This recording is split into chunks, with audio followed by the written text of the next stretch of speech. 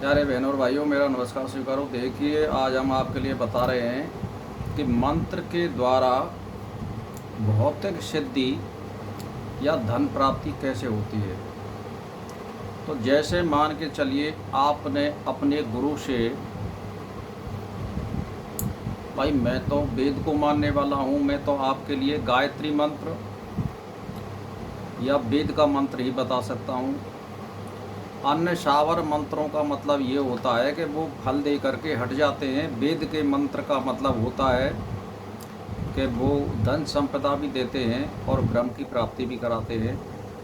तो वैसे ज़्यादातर शिक्षा वेद के मंत्र ही लेना चाहिए। इसमें महामृत्युंजय मंत्र भी आता है, गायत्री मंत्र भी आता है और सभी मंत्र होते हैं, लेकिन सब फल देते हैं ऐसी कोई बात नहीं है। मैं तो एक धन प्राप्ति के और धन संपत्ति से बात बता रहा हूँ आपके लिए कि उपलब्धि कैसे होती है मंत्र से।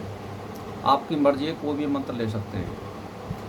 लेकिन देखिए कि जैसे आपने किसी गुरु के द्वारा विधिवत मंत्र आपने ले लिया, मंत्र वैसे जो है शीघ्र से शीघ्र लेना चाहिए, कम उम्र में लेना चाहिए, जिससे हम कुछ कर सकते हैं। क्योंकि वृद्धावस्था में हम ज़्यादा जाप भी नहीं कर सकते हैं और हठ योग भी नहीं कर सकते हैं, और जवान अवस्था में हम कठिनता यही होती है कि आप अपनी इंद्रियों को बस में रखें और अष्टांग योग का पालन करें। यम नियम का पालन करते हुए ध्यान सुबह और शाम एक समय पर होना चाहिए और एक जगह पर होना चाहिए।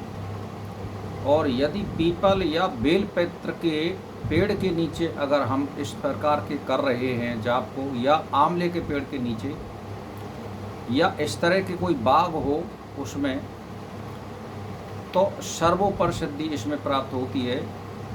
और वैसे गौशाला हो उसमें भी मिलती है, विष्णु का मंदिर हो उसमें भी बहुत जल्दी सिद्धि मिलती है, और नदी या कोई तालाब के किनारे मंदिर हो वहाँ भी बहुत शीघ्र सिद्धि मिलती है। तो मेरा मतलब ये है कि आप मंत्र को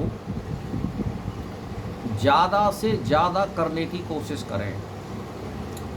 जैसे मान के चलिए, आपका मंत्र यदि 12 अक्षरों का है तो आप डेली शवाशय माला का जाप करिए। यदि आपका मंत्र 24 अक्षरों का है तो 66 माला करिए और सुबह शाम करिए विधिवत नियत समय पर। और खाते पीते डोलते आप मन ही मन उस मंत्र में आसक्ति प्राप्त करिए। तो जब आपको ज़्यादा समय हो जाएगा, यानी 1 साल तो इसमें कम से कम लग ही जाएगा, तो जैसे आपको मालूम है कि अनकॉन्शियस माइंड में हमारा मंत्र पहुंच गया है, यानी हम जैसे सो रहे हैं और तब भी हमारा मन के द्वारा वो मंत्र जाप हो रहा है। जैसे मैं आपके लिए बता दूं कि आप जो है किसी मंत्र का जाप करिए। उदाहरण दे करके मैं बता दूं, जैसे गायत्री का जाप कर रहे हैं आप और आपको 1-2 साल जाप करते हो गए हैं और आपने अनुष्ठान भी कर लिए, तो गायत्री की शाम को जब लौटें तो पहले आप गायत्री का जाप करिए। जाप करते करते थोड़ी देर के बाद में आप जो है कोई और मंत्र का जाप करने लग जाइए, गायत्री मंत्र को छोड़ दीजिए। तो अगर आपके अनकॉन्शियस माइंड में अगर ये मंत्र रम गया है दिल और दिमाग में,